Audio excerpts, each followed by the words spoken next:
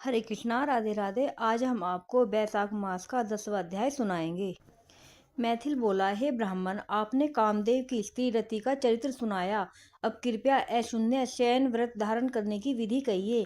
इसमें क्या दान होता है, कैसे पूजन किया जाता है तथा उसका क्या फल होता है। यह सुन श्रुतदेव कहने लगे कि हे राजन, इसका विधान श्रीहरि भगवान ने लक्ष्मी जी से कहा था। वह सब मैं तुमसे सुनाता हूँ। जिसके श्याम वर्ण लक्ष्मीपति जगन्नाथ संपूर्ण पापों का नाश कर प्रसन्न हो जाते हैं। हे महीपते, सोने व चांदी की मनोहर मूर्ति बनवाएं, पीताम्बर धारण कर सुंदर वर्णमाला से सजाएं, पुष्पों और सुगंधित द्रव्यों से पुरुषोत्तम भगवान का श्रावण शुक्ला द्वितीया से 4 मास तक प्रतिदिन पूजन करें और ब्राह्मण को शैया दान वस्त्र दान करें और ब्राह्मणी सहित भोजन करावें। फिर मार्गशीर्ष आदि मासों में पूर्वतः रक्त वर्ण हरि भगवान का रुक्मणी सहित ध्यान कर पूजन करें। ऐसे ही चैत्र मास में 4 मास तक भूमि पर ऐसे ही चैत्र मास से 4 मास तक भूमि पर शयन करें और फिर श्री हरि भगवान का पूजन करें और आषाढ़ की द्वितीया के दिन समाप्त करें। उस दिन अष्टाक्षर ओम नमो नारायण इस मंत्र से हवन करें। मार्गशीर्ष आदि मासों में परायण के दिन विष्णु गायत्री नारायणाय विद्महे इस मंत्र से हवन करें और चैत्र आदि मासों में सहस्त्र शीर्षा इस पुरुष सूक्त मंत्र से हवन कर पंचामृत खीर घृत पक्का मालपुआ भोग के लिए करावें और लक्ष्मी नारायण को स्नान करा बीच में श्री कृष्ण जी की सोने व चांदी की मनोहर मूर्ति रख भोग लगावें।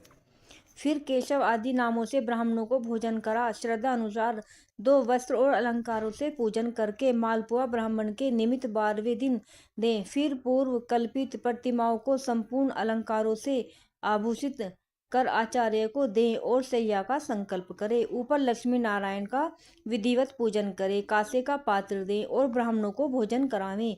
दान मंत्र, हे जनार्दन, जैसे आपकी सैया लक्ष्मी से अशून्य है, वैसे ही हे केशव इस सैया दान से मेरी सैया अशून्य हो।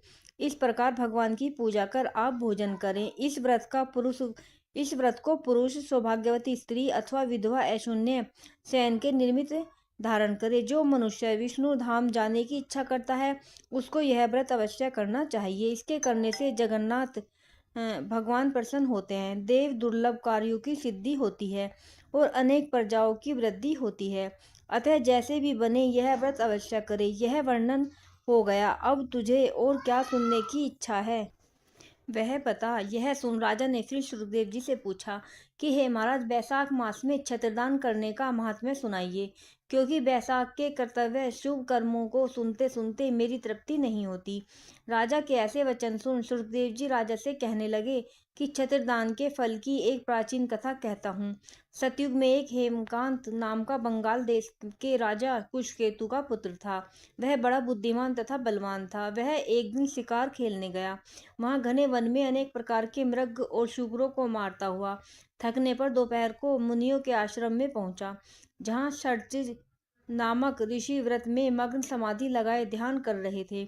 इससे उनको पता न चला कि आश्रम में कौन आया है। अतः ऋषि ने उठकर राजा का सम्मान नहीं किया, जिससे क्रोधित हो राजा ने उन्हें मारने को उगत हुआ। तब ऋषि के 10 सहस्त्र शिष्यों ने उसे रोका। क्रोध में विहल होकर राजा कहने लगा कि हे ब्राह्मणों, मैं थक गया हूँ, तुम मेरा आतिथ्य सत्कार करो, परंतु गुरु की आज्ञा के बिना क्या सत्कार करें। ऐसा शिष्यों से सुन राजा ने उन्हें मारने के लिए धनुष उठा लिया और अत्यंत क्रोध कर बाण छोड़ने लगा। तब शिष्य भागने लगे। उनमें से 300 शिष्य को मार डाला और आश्रम में रखी हुई वस्तुओं का पाप बुद्धि सैनिकों ने ले लिया और खूब भोजन किया।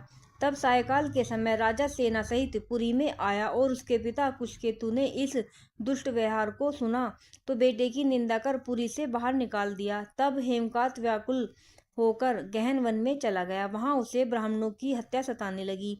वहां पर जीव जंतुओं को मारकर खाते हुए इधर उधर घूमते घूमते 28 वर्ष बीत गए। एक दिन की बात है कि तीर्थ यात्रा करते हुए त्रित नामक महामुनि बैसाख मास में दोपहर के समय वन में आए, जो धूप और तृषा के मारे व्याकुल और वृक्षहीन स्थान से मूर्छित होकर गिर पड़े।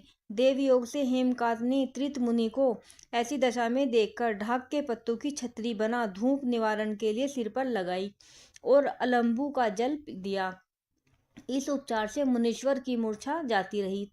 जब चेत हुआ तो उस पत्तों की छतरी को लगाए धीरे धीरे किसी गांव में पहुंचे। इसी पुण्य के प्रभाव से उसको 300 ब्रह्मा हत्याएं दूर हो गई, जिससे हेमकांत को बड़ा विस्मय हुआ कि मेरी ब्रह्मा हत्या कैसे दूर हो गई। इसी विचार में पड़ा था कि हेमकांत को संग्रहणी रोग उत्पन्न हो गया, जिससे पारस संकट जान व्याकुल हुआ। तभी उसे 3 पुरुष बड़े भयंकर यम के दूत दिखाई दिए। वह अपने कर्मों को सोचने लगा कि उसे क्षत्रिय दान का ध्यान आया। सो ही वह विष्णु भगवान का स्मरण करने लगा।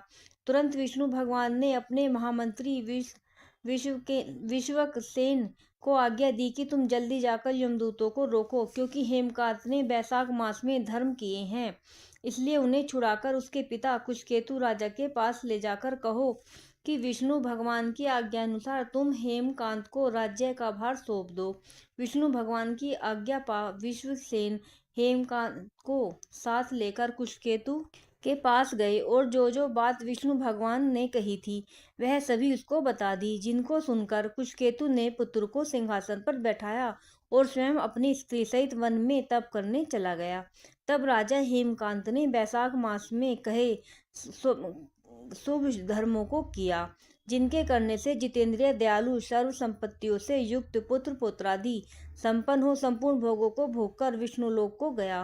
वैशाख मास के धर्मों से अधिक की धर्म पापों को नष्ट करने वाला नहीं है और यह सुलभ तथा धर्म अर्थ काम मोक्ष रूप पुरुषार्थ चतुष्टय का दाता है। राधे राधे। बोलो मधुसूदन भगवान की जय।